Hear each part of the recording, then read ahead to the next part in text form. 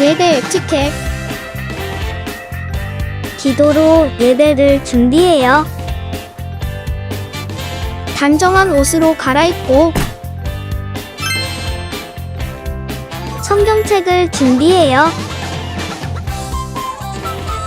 하나님께 드릴 헌금을 준비해요. 바른 자세로 앉아요. 예배에 방해가 될 물건들을 치워 놓아요. 예배 중엔 옆 사람과 대화하지 않아요.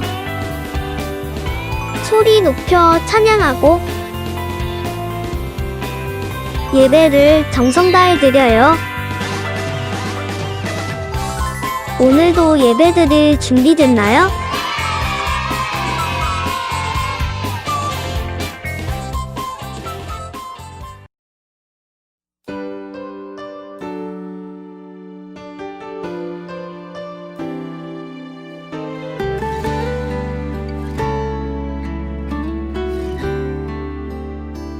내 안에 착한 일을 시작하신 이는 그것을 온전히 이루실 것이라.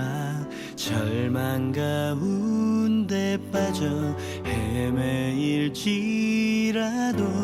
너의 슬픔을 희망으로 바꾸어라.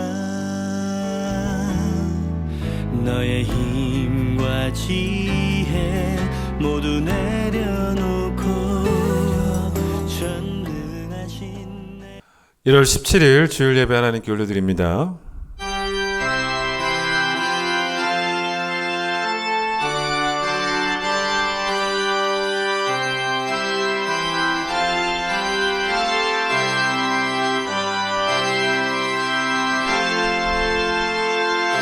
오직 여호와는 그 성전에 계시니 온 땅은 그 앞에서 잠잠할지니라. 기쁨으로 여호와를 섬기며 노래하면서 그의 앞에 나아갈지어다. 하나님은 영이시니 예배하는 자가 영과 진리로 예배할지니라. 아멘.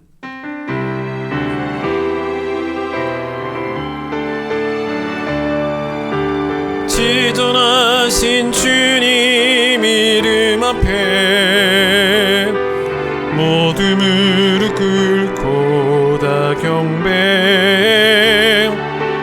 거룩하신 주님 보좌 앞에 엎드려 절하세. 예수는 그리스도, 예수는 주,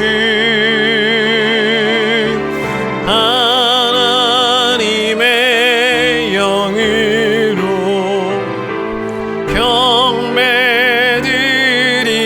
경배드리리. 이 시간 우리의 죄악을 하나님께 고백하겠습니다.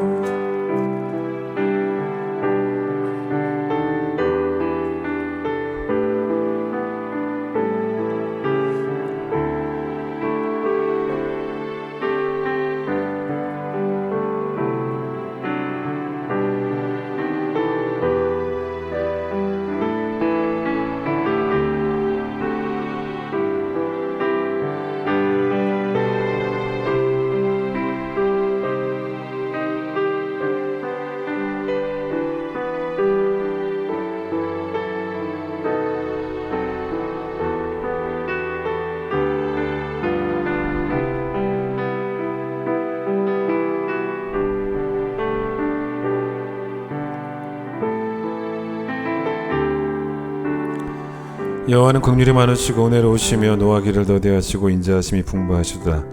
우리 죄를 따라 우리를 처벌하지는 아니하시며 우리의 죄악을 따라 우리에게 그대로 갚지는 아니하셨으니 동이 서에서 먼 것 같이 우리의 죄가를 우리에게서 멀리 옮기셨느니라. 아멘. 신앙 고백합니다. 나는 전능하신 아버지 하나님 천지의 창조주를 믿습니다. 나는 그의 유일하신 아들 우리 주 예수 그리스도를 믿습니다. 그는 성령으로 잉태되어 동정녀 마리아에게서 나시고 본디오 빌라도에게 고난을 받아 십자가에 못 박혀 죽으시고 장사된 지 사흘 만에 죽은 자 가운데서 다시 살아나셨으며 하늘에 오르시어 전능하신 아버지 하나님 우편에 앉아 계시다가 거기로부터 살아있는 자와 죽은 자를 심판하러 오십니다.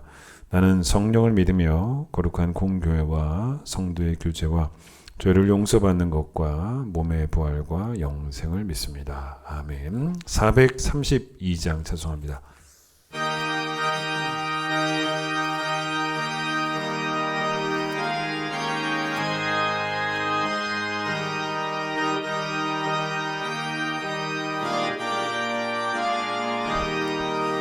큰 물결이 설레는 어둠마다 저 등대의 불빛도 희미한데 이 풍랑에 배저 항해하는 이 작은 배 사공은 주님이람. 나 두려움없네 두려움없도다. 주 예수님 늘 깨어 계시도다. 이 흉흉한 바다를 다 지나면 저 소망의 나라에 이르리라. 큰 풍랑이 배를 위협하면 저 깊은 물이 벌려 달려드나 이 바다에 놓여 항해하는 이 작은 배 사공은 주님이람. 나 두려움없네 두려움없도다.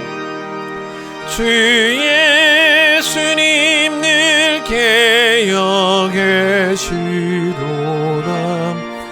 이 흉흉한 바다를 다 지나면 저 소망의 나라에 이르리라.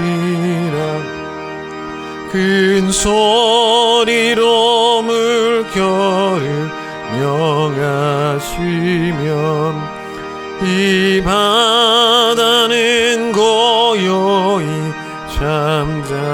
잠자리라. 저 동력이 환하게 밝아올 때 나 주 함께 이 바다 건너가리.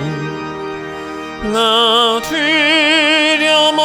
두려움없네 두려움없도다. 주 예수님 늘 깨어 계시도다. 이 흉흉한 바다를 다 지나면 저 소망의 나라에 이르리라. 마태복음 8장입니다. 마태복음 8장 23절로 27절. 마태복음 8장 23절로 27절. 저 읽도록 하겠습니다. 배에 오르심에 제자들이 따랐더니 바다에 큰 놀이 일어나 배가 물결이 덮치게 되었으니 예수께서는 주무시는지라. 그 제자들이 나와 깨우며 이르되 주여 구원하소서 우리가 죽겠나이다. 예수께서 이르시되 어찌하여 무서워하느냐 믿음이 작은 자들아 하시고 곧 일어나사 바람과 바다를 꾸짖으시니 아주 잔잔하게 되거늘 그 사람들이 놀랍게 여겨 이르되 이가 어떠한 사람이기에 바람과 바다도 순종하는가 하더라. 아멘. 김오른 집사님 기도해 주시겠습니다. 기도드리겠습니다. 본질상 진노의 자녀로 죄 가운데서 살다가 죽을 수밖에 없는 저희들을 위하여 어린 양 우리 주 예수 그리스도의 보혈을 아낌없이 쏟으시고 죄와 사망에서 저희를 자유케 하신 자비와 사랑의 하나님 아버지, 이 악하고 어려운 세상 가운데서 또 한 주를 무사히 보내고 거룩하고 복된 주일을 맞아 찬양과 기도로 예배하게 하시니 감사와 영광을 올려드립니다. 이 시간 드려지는 예배가 비록 코로나 상황으로 인하여 주님의 전으로 모이지 못하고 영상으로 드려지는 예배지만 부족함 없이 후대하시는 하나님에 대한 흔들림 없는 확신으로 택함받은 주님의 자녀들이 감사의 찬양으로 올려드리는 거룩한 예배가 되게 하여 주시옵소서. 사랑과 은혜가 풍성하신 하나님 아버지, 하지만 이 시간 눈물로 회개하며 용서를 간구하옵기는 소중한 핏값으로 대속받은 저희들이 구별된 자들의 본분을 잊어버리고 세상 사람들과 다를 바 없이 그저 썩어질 세상 것들을 탐하며 기도하지 않고 말씀 묵상을 소홀히 하며 어려움 중에는 주님을 원망하고 형통 중에는 교만으로 가득했던 저희들을 용서하여 주시옵소서. 모든 것을 주관하시는 권능의 하나님을 경외하며 주님만을 의지하고 주님께만 영광 돌리는 저희들 되게 하여 주시고 스스로의 판단조차 내려놓고 그저 푯대를 향하여 달려간 사도 바울처럼 교만하지 않고 그리스도의 장성한 분량까지 이르러 사람들의 칭찬이 아닌 하나님의 칭찬을 바라는 저희들 되게 하여 주시옵소서. 주님의 자녀들이 처해 있는 지금의 모든 고난의 시간들은 그저 힘들고 어려운 고통의 시간들이 아닌 결국은 우리의 영혼을 유익하게 하실 하나님의 때를 기다리는 축복의 시간임을 깨닫게 하시어 우리 인생의 주인이신 하나님 아버지께 모든 것을 맞춰가는 은혜의 시간들이 되게 하여 주시옵소서. 단지 천국 소망만을 바라보며 주어진 시간들을 허비하는 것이 아니라 이 땅에 이루어내야 할 하나님의 나라를 위하여 내 삶을 온전히 바꿔나가는 저희들 되게 하시고 모든 것이 합력하여 선을 이루게 하실 사랑의 주님을 보게 하여 주시옵소서. 거룩하신 하나님 아버지, 이 시간 또한 간구하옵기는 아름다운 주님의 전에 모든 성도들이 모여 찬양과 기도로 함께 예배드리는 기쁨의 시간들이 다시 올 수 있도록 권능의 하나님이 역사하여 주시고 소중한 주님의 교회 학교 아이들의 믿음과 신앙이 지금의 상황들로 인하여 작아지지 않도록 성령님 함께하여 주시옵소서.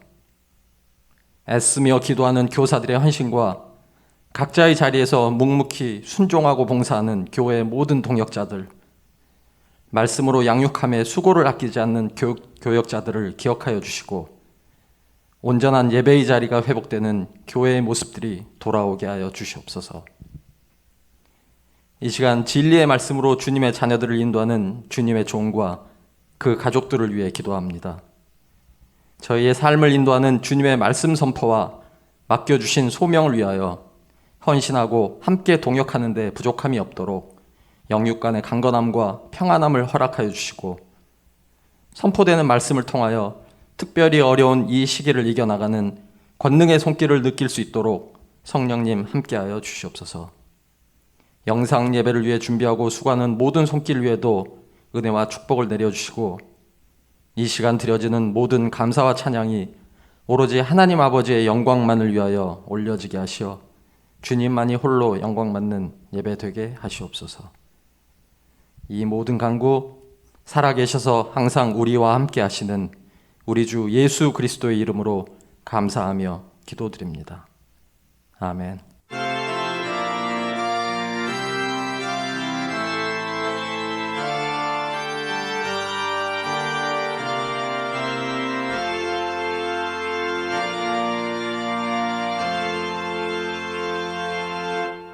봉헌하겠습니다.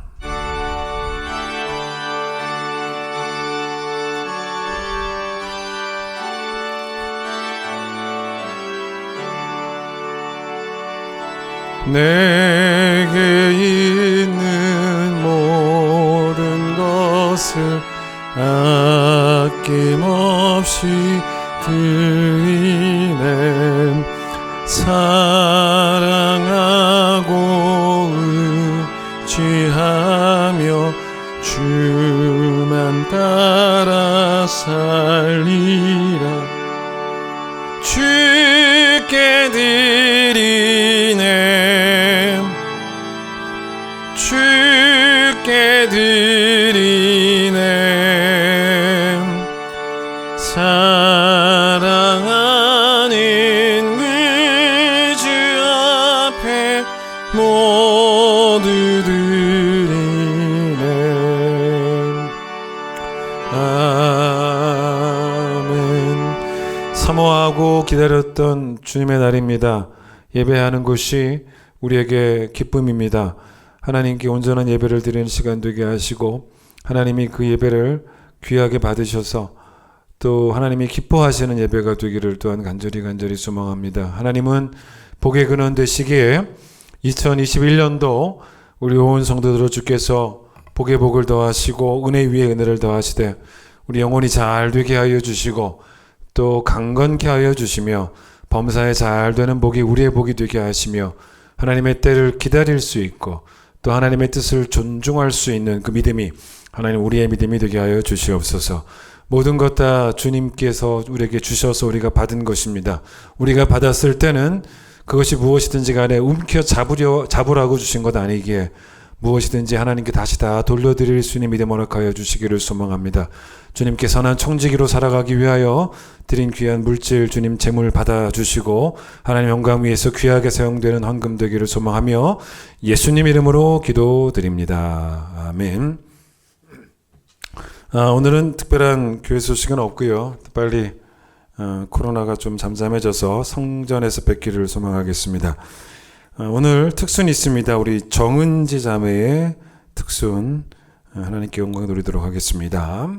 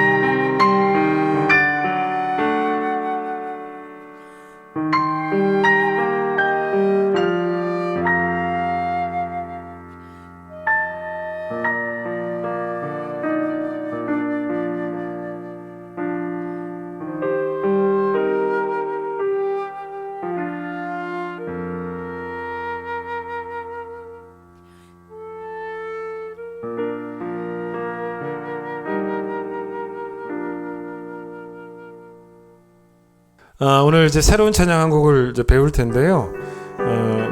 늘 여러분과 함께 부르고 싶은 찬양이 많은데 또 설교 주제와도 맞고 한 찬양들이 많이 있는데 또 여러분 좀 낯설어하시고 어려워하실 수 있기 때문에 자주는 못 배우고 오랜만에 한번 새로운 찬양 배워보도록 하겠습니다. 이렇게 어렵지 않습니다. 그냥 제가 먼저 불러볼 테니까 한번 들어보시고 또 함께 따라하시면 되겠습니다.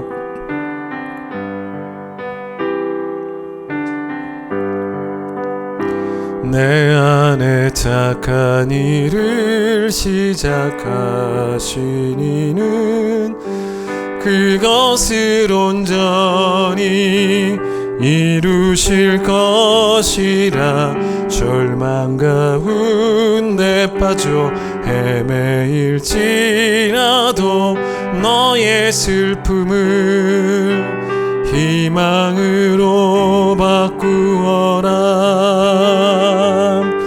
너의 힘과 지혜 모두 내려놓고 전능하신 내 구주를 의지하라.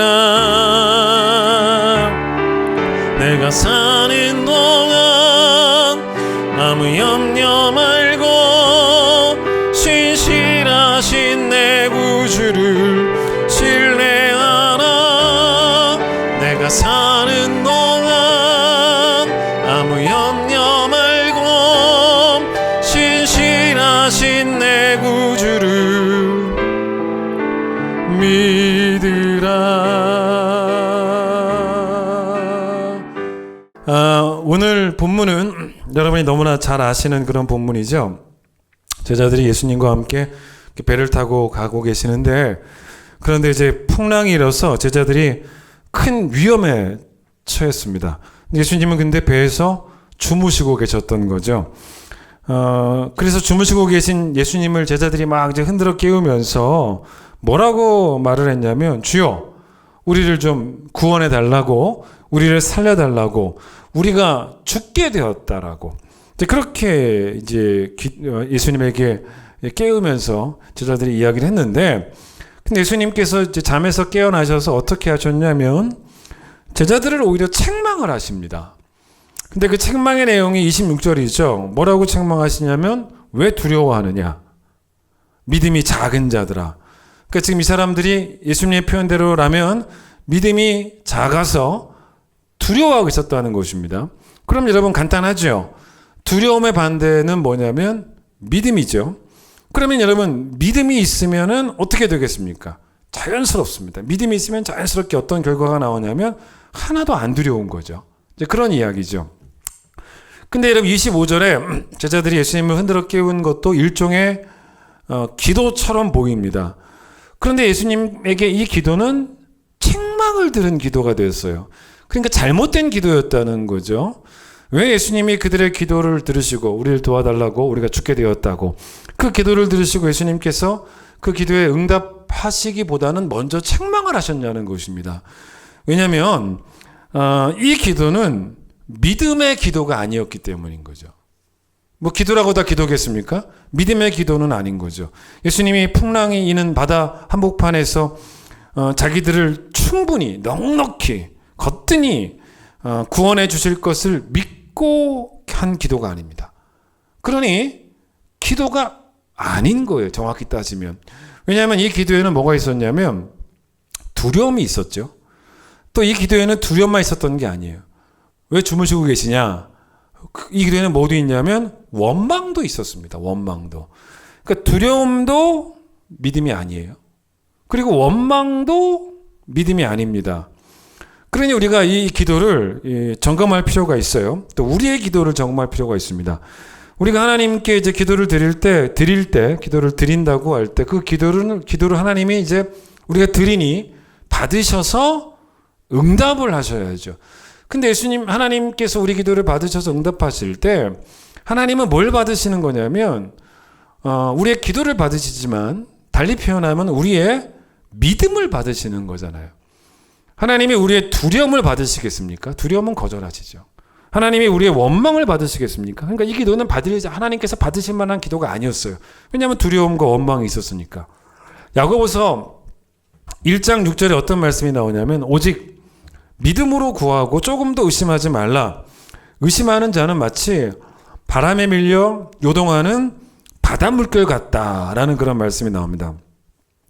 그러니까 이 말씀대로라면 지금 이 제자들의 기도는 딱 어떤 수준의 기도냐면 지금 그들이 만난 풍랑 수준의 기도였다는 거예요. 그 바다의 특징이 뭡니까? 여러분, 파도의 특징이 뭡니까? 일정하지가 않아요. 어떤 날은 잔잔하기도 하고 또 바람이 세게 부는 날은 파도가 막 요동을 치기도 합니다. 파도에 없는 게 뭔지 아세요? 차분함이 없어요. 차분함. 믿음은 차분함입니다. 차분함. 제자들이 만난 이 상황보다 더 힘든 상황을 만나도 여전히 차분한 능력이 바로 믿음이죠. 근데 이제 야고보서 1장 6절에서 이제 이 얘기가 나오기 바로 전에 5절에서 어떤 말씀이 나오냐면 들어보세요.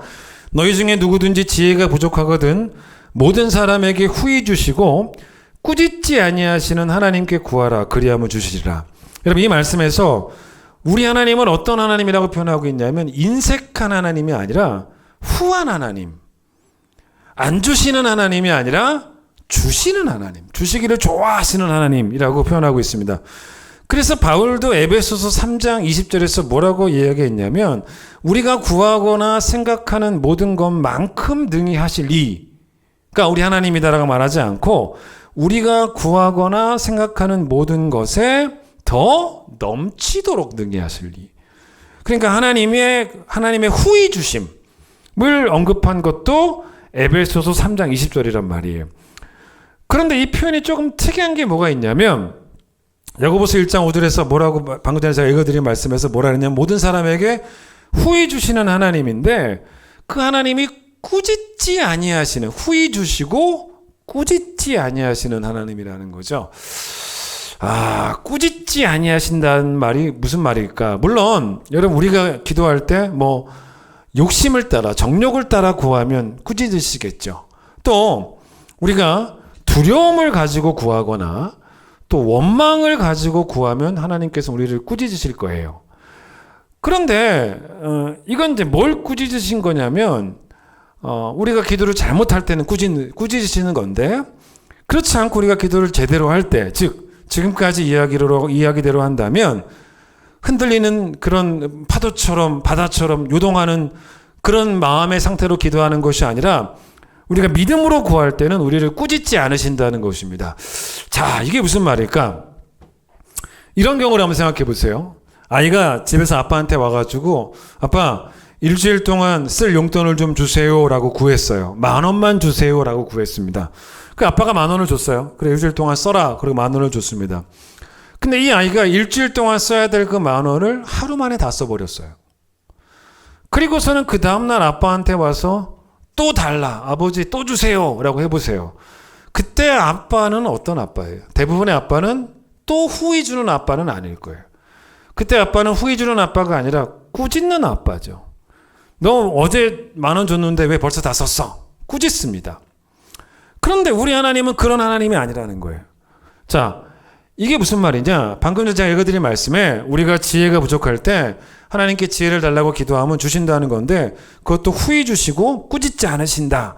이 말씀이 무슨 말씀이냐면 내가 하나님께 하나님 내가 오늘 지혜가 필요합니다. 라고 지혜를 달라고 기도를 했는데 내일은 그 기도 안 해도 됩니까?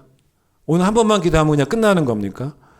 내일도 우리는 쉬지 않고 지혜를 달라고 모레도 우리는 계속 기도해야 돼요. 왜냐?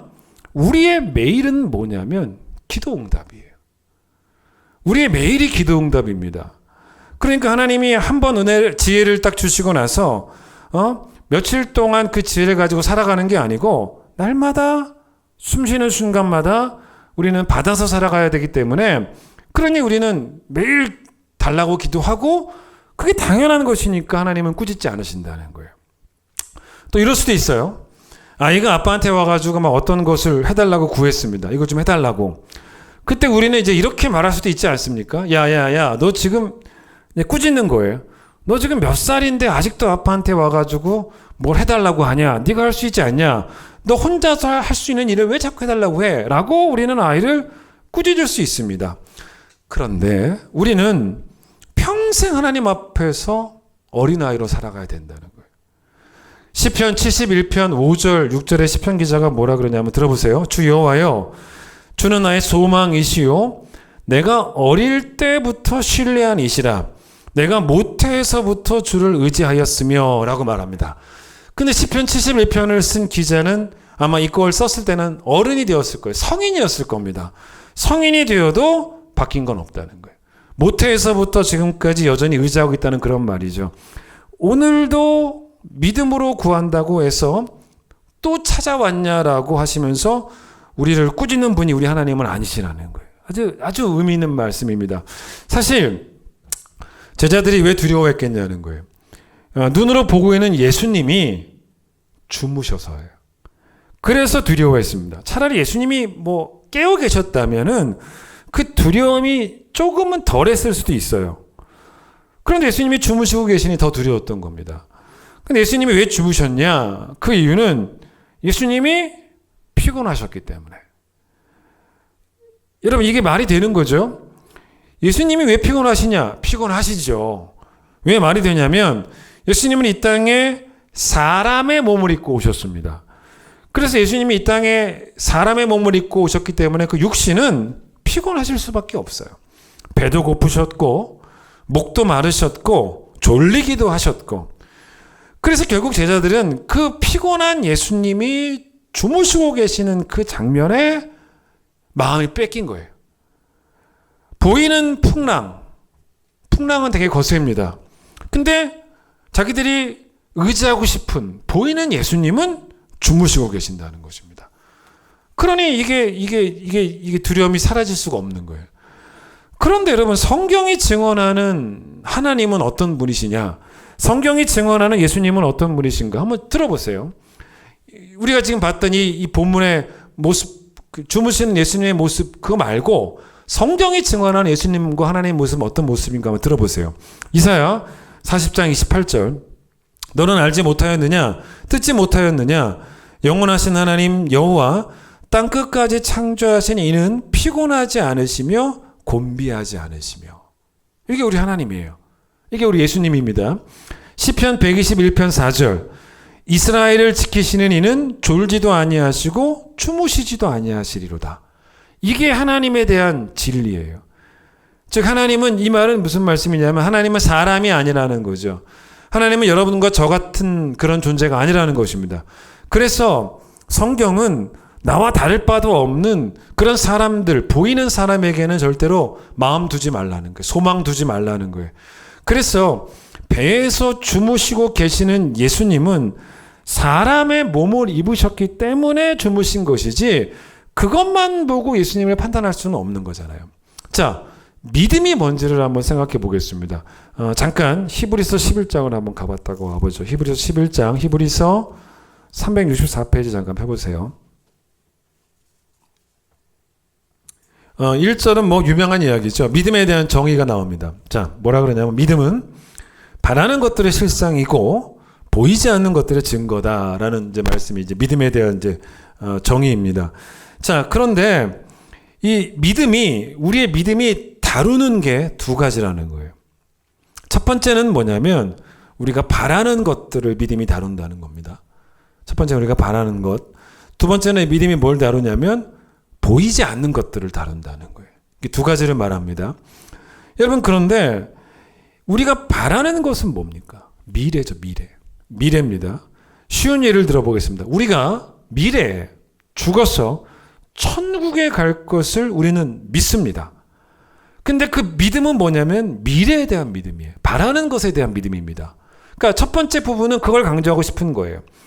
근데 이제 믿음은 미래의 것을 다루기도 하지만 동시에 믿음은 또 뭘 다루냐면 보이지 않는 걸 다룬다는 거예요.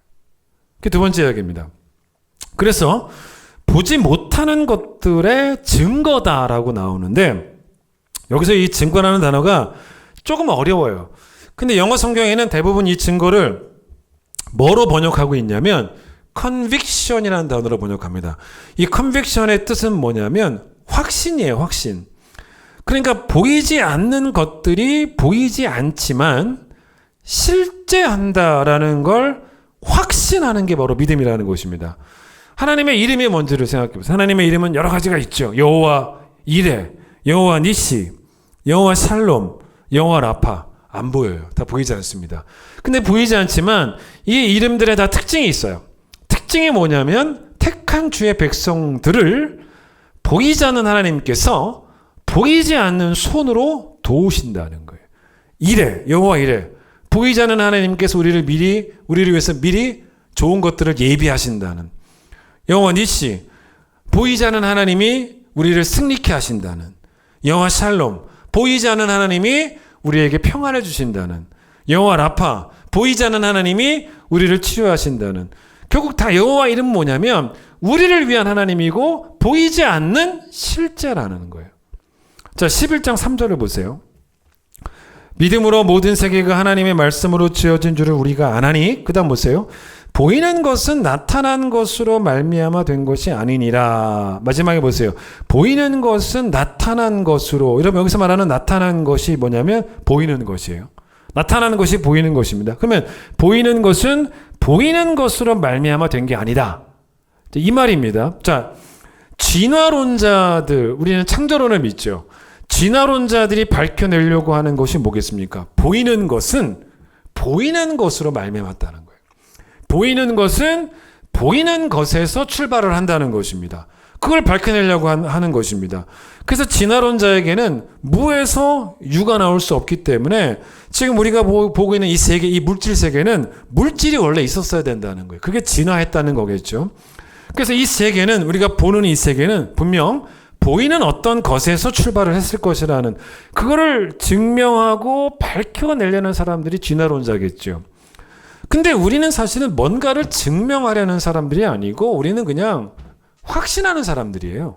믿는 사람들입니다. 그게 뭡니까? 보이는 것은 보이지 않는 것에서 출발을 했다는 거죠. 즉, 보이는 세상은 보이지 않는 하나님으로부터, 보이는 세상은 보이지 않는 하나님의 말씀으로부터 출발했다는 것입니다. 우리 그걸 믿어요. 그게 바로 믿음은 보지 못하는 것들의 증거니라는 말씀의 의미입니다. 육신을 입고 이 땅에 오셨기 때문에 졸고 계셨던 그 예수 그리스도가 자기들 눈에 아무리 보여도 두려워하지 말 것이, 그 예수님은 피곤치도 않으시고 졸지도 않으시고 주무시지도 않으시며 우리를 도우시는 그 예수 그리스도라는 것을 그들이 믿음의 눈으로 봤어야 됐다는 거예요. 그러면 안 두려웠을 것입니다. 이스라엘 백성의 그 출애굽은 주의 백성들을 도우시고 건지시는 하나님의 그 일하심을 그대로 보여줍니다. 근데 여러분 출애굽기 읽어보시면 출애굽기의 시작이 뭔지 아십니까? 출애굽기 2장 24절을 들어보세요. 하나님이 그들의 고통 소리를 들으시고, 이겁니다.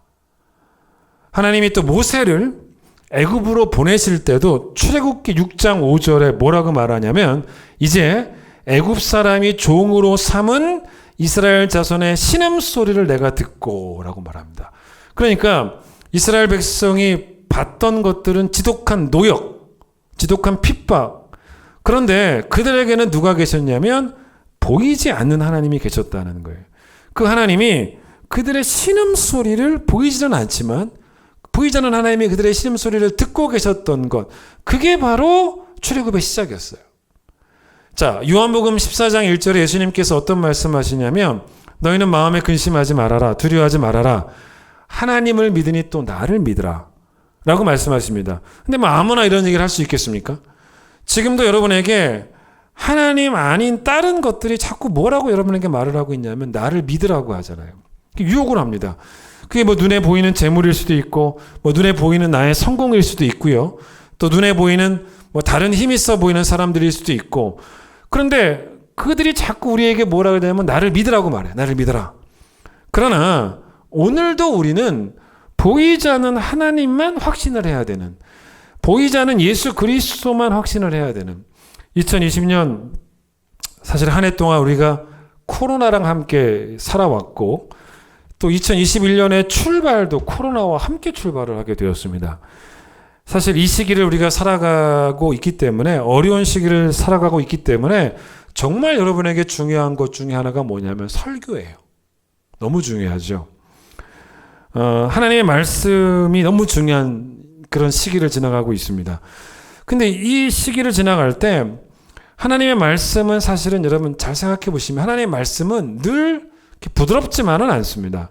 그 말씀은 어떤 용도로도 유익하냐면 우리를 교훈하고 책망하고 또 바르게 고치고 또 의로 교육하는 일에도 하나님의 말씀과 성경은 유용한 책이고 유용한 말씀이다라고 성경은 말하는데, 그러나 동시에 성경은 우리에게, 말씀은 또 우리에게, 설교는 우리에게 위로가 되기도 하거든요. 그래서 저도 지난 한 해 동안 그 다른 해랑 좀 비교해 봤을 때 여러분에게 그 위로가 되는 말씀을 좀 더 많이 전하려고 했던 것 같아요.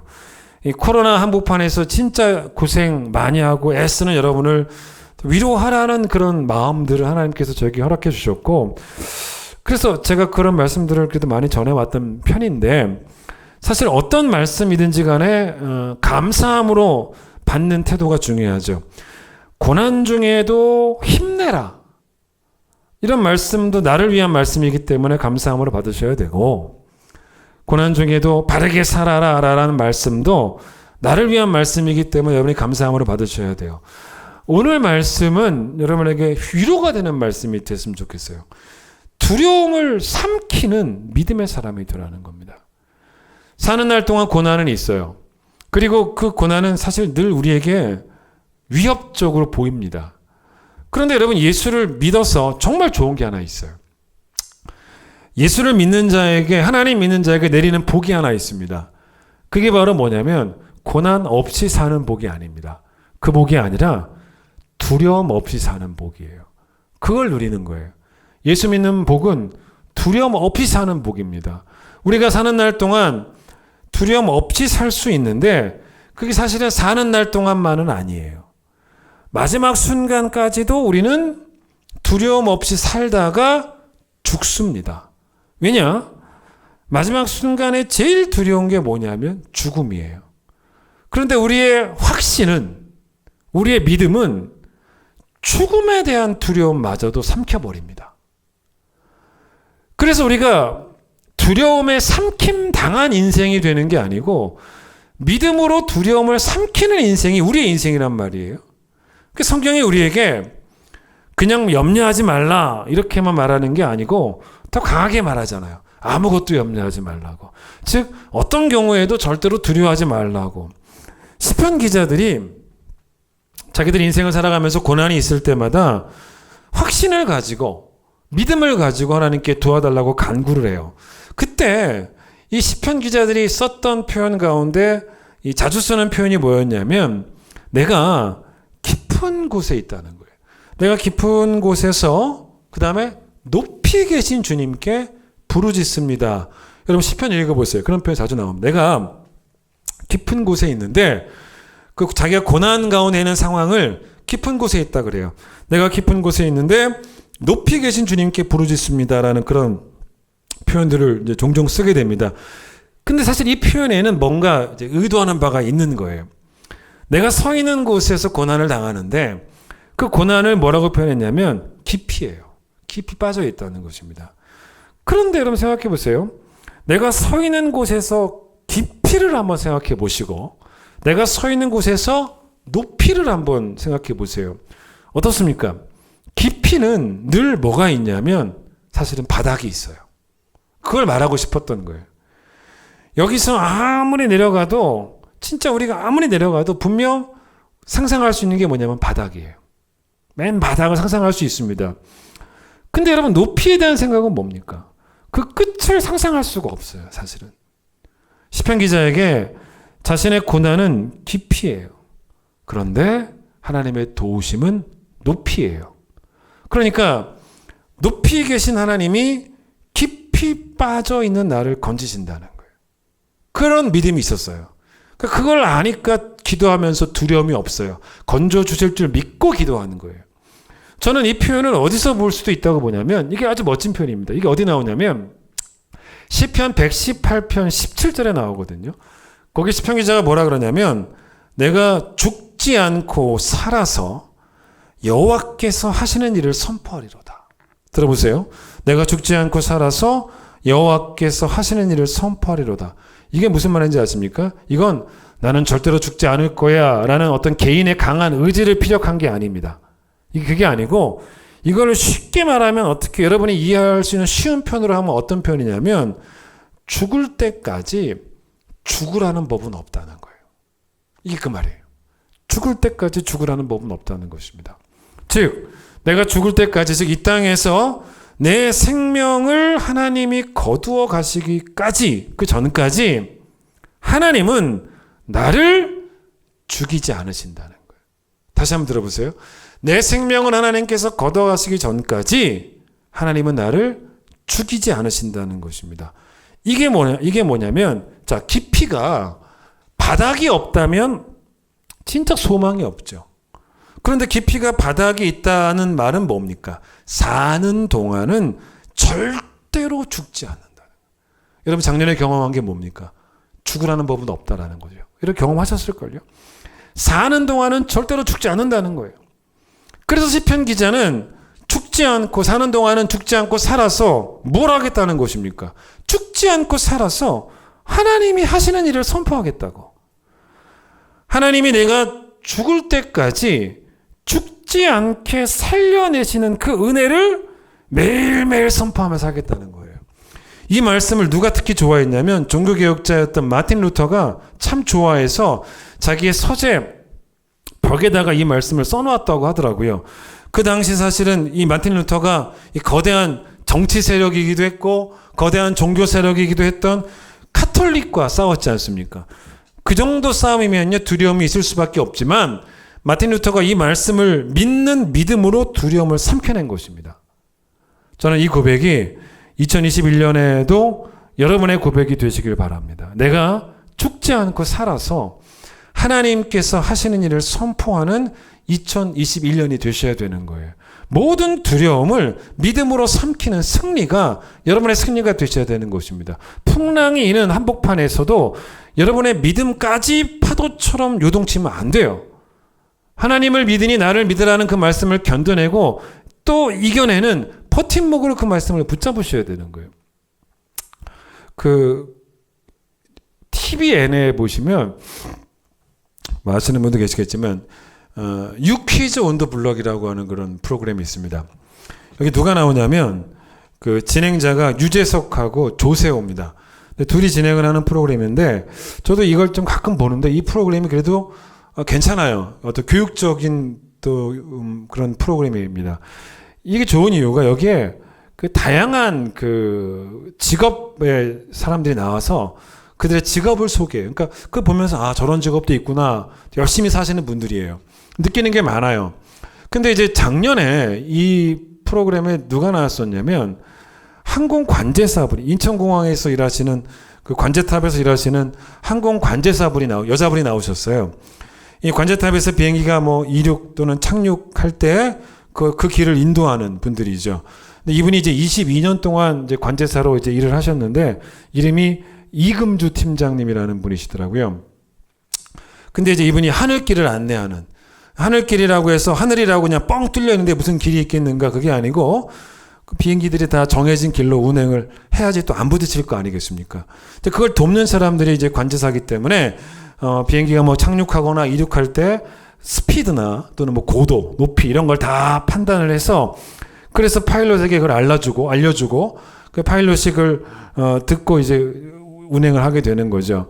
그래서 이제 그 뭐라고 말하냐면 비행기가 이렇게 착륙하기 위해서 인천공항으로 들어올 때 여러 방면에서 비행기가 오잖아요. 전 세계에서 오니까 비행기가 여러 방면에서 오기 때문에 그런데 그 비행기 여러 방면에서 와도 메인 항공로가 있다는 거예요. 하늘에 있는 그 메인 길이 있다는 거예요. 근데 그 길로 비행기가 들어와야 되는데 그 많은 비행기들을 그 길에 줄을 세워야 되는 거잖아요. 줄을 세워서 들어오게 하는 역할을 자기들이 한다는 거죠. 맞잖아요. 근데 이제 이분이 뭐라 그러냐면 육지는 1차원적인 평면이지만 하늘은 3차원이기 때문에 더 세심한 주의가 필요하다는 거예요. 왜냐하면 그냥 수직적인 것도 다 따져봐야 되니까 높이도 다 따져봐야 되는 거니까 그걸 이렇게 한 줄로 들어오게 하는 게 쉽지 않은 일이죠. 그래서 그 한참일 때는 인천공항에 하루에 비행기가 한 1200대가 들어왔는데 요즘은 뭐 한 300대밖에 안 들어온대요. 그런데 이제 그 관제사한테 그 필요한 능력이 뭐냐면 순발력이고 정확한 판단력이라는 겁니다. 맞죠? 그러니까 이제 비행기를 인도해야 되니까 그 기상, 날씨 상황도 봐야 되고 또 항공기의 흐름도 다 봐야 되고 또 활주로의 상태가 어떤지를 다 종합적으로 자기가 다 판단해야 되는 거예요. 그래서 지금 인천공항으로 내려오는 각각의 그 전 세계 비행기한테 정확하게 각각의 비행기에 전달을 하고 지시를 해서 그들이 안전하게 착륙하고 또 이륙하고 그걸 돕는 게, 그러니 얼마나 이 정확한 판단력이 필요하겠는가라고 그분이 말을 하더라고요. 근데 이제 만약에 관제사가 없으면요, 비행기들이 막 들어오다가 서로 부딪히고 다 죽는 거 아니겠어요? 위험하죠. 말도 안 되는 거죠. 근데 이제 그 프로그램에서 그 유재석 씨가 질문을 한 거예요. 여태까지 이렇게 하면서 좀 아찔한 경우는 없었냐고. 그랬더니 자기 이야기가 아니라 다른 이야기를 해주시더라고. 2006년의 이야기였는데 김포공항에 항공기가 이렇게 접근을, 이제 김포공항 이야기예요. 김포공항에 항공기가 접근을 하고 있는데 날씨가 너무 안 좋아가지고 이 비행기가 낙뢰를 맞았다는 거예요. 그러니까 조종사들이 낙뢰를 맞으면 되게 당혹스럽지 않습니까? 근데 더 그럴 수밖에 없었던 것이 그 조종석 유리창이 다 금이 가고 전면 시야가 한 개도 안 보이는 거죠. 금이 가니까 딱 한 개도 안 보이는 거예요. 다 뿌옇게 돼버린 것입니다. 앞이 안 보이잖아요. 게다가 레이더도 다 망가졌다는 겁니다. 그 레이더가 그 앞쪽에 있는데 그 레이더가 있는 앞쪽 항공기 앞 전면부가 다 잘려나가, 코가 잘려나간 것처럼 그렇게 잘려나가 버리고 만 겁니다. 그러니 이거는 완전히 어려운 상황이죠. 이거 어떻게 내려와야 되는데. 그래서 이제 관제사가 결국은 이제 그 조종사들에게 비행기가 날아가야 될 코스와 뭐 고도와 스피드와 이거를 다 일일이 지시할 수밖에 없는, 다른 게 아무것도 없잖아요. 지금 아무 다른 장치가 없어요.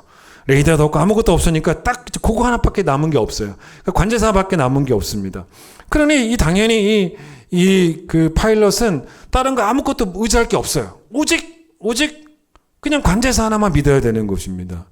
근데 이제 항공기가 이렇게 내려오다가 착륙하려고 하다가 착륙이 어려워서 다시 단념하고 다시 위로 올라가는 그런 상승하는 거를 이들이 전문 용어로 복행이라고 하는데 영어로는 go around라고 하더라고요.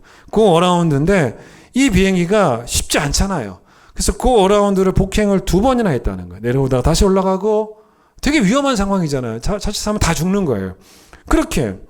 근데 이제 3번째 내려와야 될 때 그때 관제사가 이 조종사한테, 파일럿한테 한 말이 있었습니다. 뭐라고 얘기했냐면, 기장님 두려워하지 마세요. 안심하세요. 두려워하지 마십시오. 제가 기장님의 눈이 되어드리겠습니다. 라고 말했다는 거예요. 제가 기장님의 눈이 되어드리겠습니다. 여러분, 제가 그 이야기를 듣고 참 은혜를 받았습니다. 그리고 이제 물론 안전하게 내려왔죠. 여러분, 우리 인생이 어떻습니까? 딱 이렇죠. 한치 앞을 알 수 없는, 앞도 안 보이는 깨진 유리창에서 바라보는 듯한, 내일 일이 어떤 일이 벌어질지 여러분 우리가 압니까? 내일 우리의 상황이 더 좋아질지 아니면 더 나빠질지, 우리가 다음 주에 교회에 모일지 또 못 모일지 우린 몰라요. 그러나 여러분, 그게 우리에게 두려움이 돼서는 안 된다는 거예요. 우리의 삶은 하나님이 관제사가 되어주시는 삶입니다. 하나님이 우리의 눈이 되어주시는 거예요.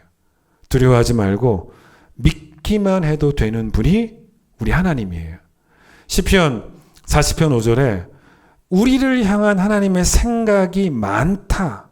그래서 누구도 주와 견줄 수가 없다. 그러니까 우리에 대한 판단이, 우리에 대한 생각이 하나님에 비할 분이 아무도 없다는 거예요.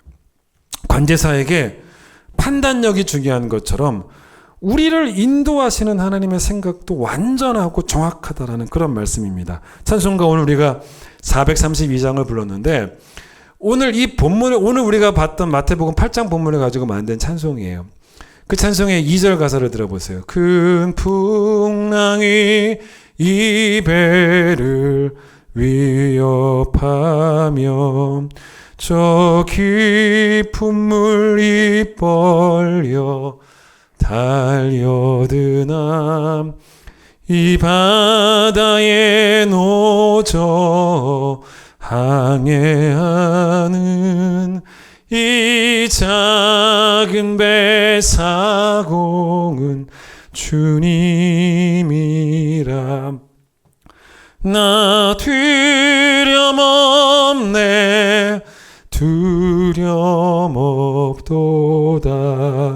주 예수님 늘 깨어 계시도다. 이 흉흉한 바다를 다 지나면 저 소망의 나라에 이르리라. 관제사가 잠자는 거 봤습니까? 비행기를 인도해야 될 마찬가지예요. 우리 인생에 관제사가 되어주시는 하나님은 우리의 인생의 비행이 천국에 착륙할 때까지, 또 우리의 배의 항해가 천국이라는 항구에 이를 때까지 우리 인생의 관제사도 또 우리 인생의 사공도 되어주신다는 겁니다. 어떤 집사님과 제가 최근에 어떤 문자를 주고받았는데, 이분도 코로나가 참 어려운 고난이 되고 있어요. 근데 그걸 잘 이겨내고 계세요. 근데 그 집사님이 저에게 이런 말씀을 하셨어요. 제가 오히려 은혜를 받았습니다. 뭐라고, 그분의 표현을 그대로 제가 읽어드릴게요. 목사님, 아무리 어려워도 등 뒤에 계신 내 아버지가 하나님인데 뭐가 두렵고 힘이 들겠습니까?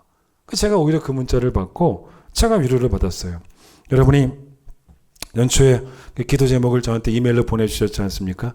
제가 요즘 그걸 가지고 읽어가면서 기도를 하고 있어요.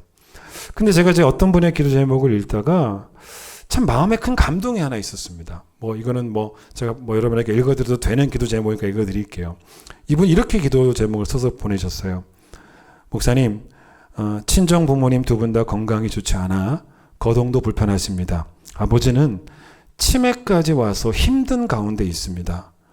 주님 부르시는 날까지 두 분 다 조금 덜 아프셨으면 좋겠습니다. 위에서 기도해 주세요.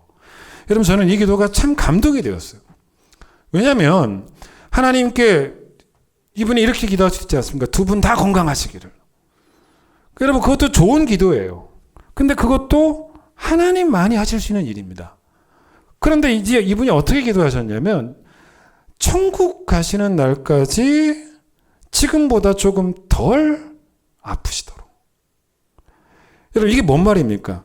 천국 가시는 날까지 지금보다 조금 덜 아파지시는 것도 하나님이 하시는 일이에요. 그러니까 내가 죽지 않고 살아서 하나님이 나 건강하게 해주신 것을 선포할 수도 있지만, 내가 죽지 않고 살아서 하나님이 나를 조금 덜 아프게 해주시는 것도 우리는 선포할 수 있는 거예요. 맞잖아요? 안 아픈 것만 하나님의 은혜가 아닙니다. 조금 덜 아픈 것도 하나님의 은혜예요. 이분은 그걸 안 거예요. 조금 덜 아프게 해달라고. 여러분, 고아의 외로움이 뭐겠습니까? 고아는 어떤 누구한테도 도움을 달라고 부르짖을 수가 없어요. 근데 이 땅에서의 우리의 신분이 뭐든 간에, 심지어는 고아여도 그건 별로 그렇게 중요하지는 않습니다. 진짜 중요한 건 우리 영적 신분이죠. 근데 성경에 뭐라고 말합니까? 절대로 우리 하나님은 우리를 고아처럼 버려두시는 법이 없다고. 고난의 시간을 막 보내고 있었던 빌립보 교회 성도들에게 바울이 편지를 보내면서 그들을 위로하고 힘주기를 원했어요. 근데 그때 바울이 성도들에게 편지를 보내면서 밝힌 게 하나 있어요. 그게 뭐였냐면, 아무리 고난이 많아도 우리가 좀 집중해야 되는 진리가 있다는 거예요. 그게 바로 뭐냐면 빌립보서 1장 6절의 말씀이었어요. 뭐라고 말했냐면, 너희 안에서 착한 일을 시작하신 이가 그리스도 예수의 날까지 이루실 줄을 우리는 확신한다라는 그의 믿음으로 그들에게 격려합니다. 그들에게 도전합니다. 우리 이런 믿음이 있어야 되지 않겠냐는 것입니다. 근데 제가 이 본문을 읽을 때마다 참 이 가슴에 와닿는, 참 따뜻해지고 위로가 되는 단어가 하나 있습니다. 근데 바울도 그 단어를 택했죠. 그게 바로 뭐냐면 바로 착하다라는 단어예요. 하나님의 성품을 착하다, 하나님은 착한 분이시다 라고 표현한 곳은 성경에서 여기가 유일합니다. 그러니까 더 쉽게 말하면 여러분 착하다라는 표현에 더 쉬운 표현이 뭡니까? 우리를 향한 하나님 아버지의 마음은 참 따뜻하다라는 그런 표현입니다. 시베리아만큼 추운 곳이 어디냐면 파베리아라고 말하지 않습니까? 파주에 살면서 지난주는 영하 20도였어요. 게다가 여러분 코로나라고 하는 이 엄청난 정신적인 그 어려움도 우리에게 한파처럼 그 기세가 꺾이지를 않습니다. 이 고난이 분명 춥게 느껴지긴 하지만 그러나 하나님이 우리를 위해서 시작하신 그 착한 일, 즉 따뜻한 일이 뭔지 아십니까? 그리스도 예수의 날에, 즉 예수의 재림의 날에 우리의 구원을 반드시 이루신다는 거예요. 자, 이게 결론이 뭡니까? 사는 날 동안 죽지 않고 살게 하시는 것도 하나님의 착하심이에요. 그런데 이 땅에서 죽어도 다시 우리를 살리셔서 우리의 구원을 완성하시는 것도 하나님의 착하심입니다. 따라서 사는 날 동안 여러분 그 하나님을 믿는 믿음으로 고난 없는 삶은 아니더라도 두려움 없는 삶을 사시는 여러분 모두가 되시기를 간절히 축원드리겠습니다. 찬양합니다.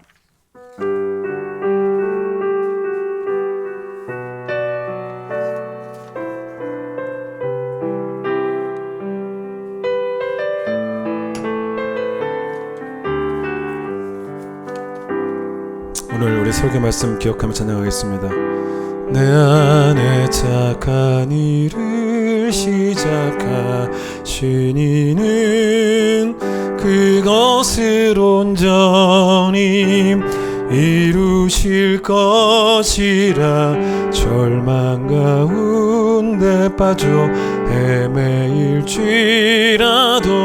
너의 슬픔을 희망으로 바꾸어라. 내 안에 착한 일을, 내 안에 착한 일을 시작하신 이는 그것을 온전히 이루실 것이라. 절망 가운데 빠져 헤매일지라도 너의 슬픔은 희망으로 바꾸어라. 너의 힘과 지혜 모두 내려놓고 전능하신 내 구주를 의지하라. 내가 사는 동안 아무 염려 말고 신실하신 내 구주를 신뢰하라. 내가 사는 동안 아무 염려 말고 신실하신 내 구주를 믿으라. 다시 모욕합니다. 내 안에 착한 일을 시작하신 하나님, 내 안에 착한 일을 시작하신 이는 그것을 온전히 이루실 것이라. 절망 가운데 빠져 헤매일지라도 너의 슬픔을 희망으로 바꾸어라. 너의 힘과 지혜, 너의 힘과 지혜 모두 내려놓고 전능하신 내 구주를 의지하라. 내가 사는 동안 아무 염려 말고 신실하신 내 구주를 신뢰하라. 내가 사는 동안 아무 염려 말고 신실하신 내 구주를 신뢰하라. 내가 사는 동안 아무 염려 말고 신실하신 내 구주를 신뢰하라. 내가 사는 동안 아무 염려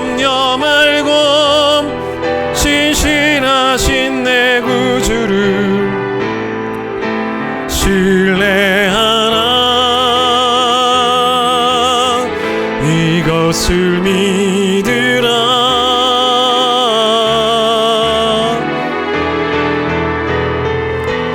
그는 결코 너를 포기하지 아니하시리라.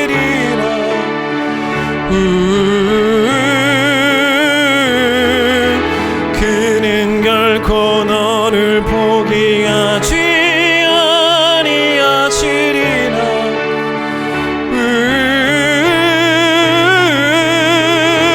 그는 결코 너를 포기하지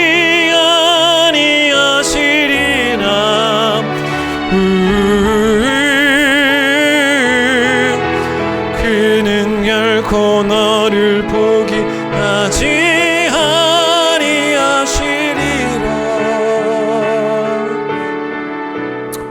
내 부모는 나를 버렸어도 내 하나님은 나를 절대로 포기하지 않고 버리지 아니하신다는 그 고백으로 인생의 모든 고난들을 이겨냈던 그 다윗의 고백이 우리의 고백이 되기를 원합니다. 우리가 언제 이 세상의 신분 때문에 낭망하고 힘들긴 하지만 우리 영적 신분이 우리에게 절망이 될 때가 있었습니까? 우리 영적 신분은 주의 택함 받은 주의 자녀이기 때문에 우리는 그와처럼 버려진 인생이 아니고 하나님이 끝까지 천국까지 인도하실 인생임을 또한 기억하게 되기를 원합니다.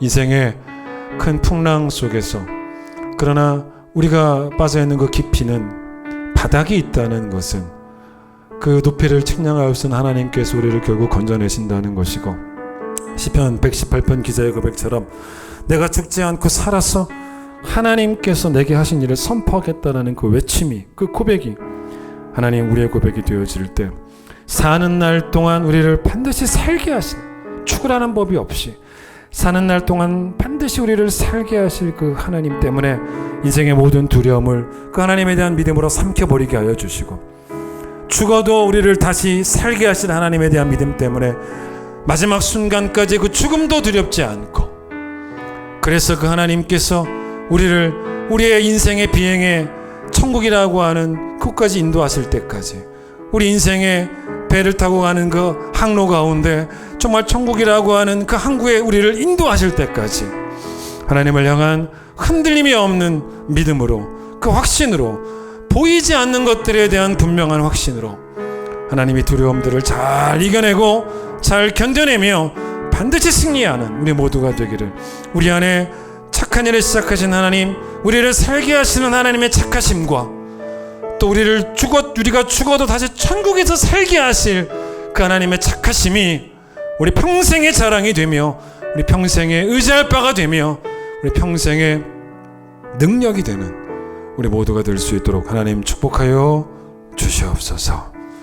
이제 예수님의 놀라우신 은혜와 하나님의 그 크신 사랑과 성령님의 역사하심과 함께하심이 참 어려운 코로나 시대를 보내며 또 2021년도 코로나와 함께 출발하지만 하나님의 도우심을 바라는 그 믿음으로 두려움을 삼키며 오늘도 정말로 주의 인도하심대로 살아가는 우리 귀한 성도들과 또 코로나와 함께 최전선에서 싸우는 모든 의료진들과 또 우리 교회 어르신들과 또 우리 자녀들 머리 위에 함께 하시길 간절히 축원하옵나이다. 아멘.